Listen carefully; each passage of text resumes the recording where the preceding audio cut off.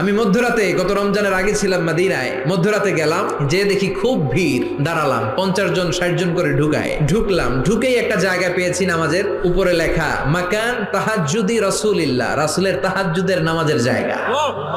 মানে এখানে রাতে তাহাজ্জুদ পড়তেন। প্রাণটা ভরে 2 রাকাত নামাজ পড়লাম, তারপরে আবার প্রথম কাতারে মানুষের সাথে ধাক্কাধাক্কি করে হাঁটতে শুরু করলাম।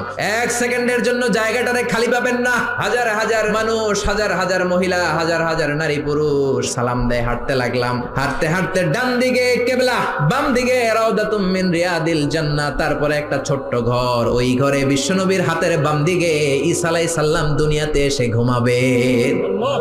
ইন্তেকালের পরে ওইখানে হবে ওনার কবর। এরপর একটু আগাবেন, লেখা মুহাম্মদ রাসূলুল্লাহ। সহ্য হবে আপনার? নিজেরা সামলাতে পারবেন? পারবেন। যে নবীর কথা আজীবন শুনলাম, যে নবীর জন্য বুকের তাজা রক্ত বিলিয়ে দিতে আমরা রাজি আছি না নাই?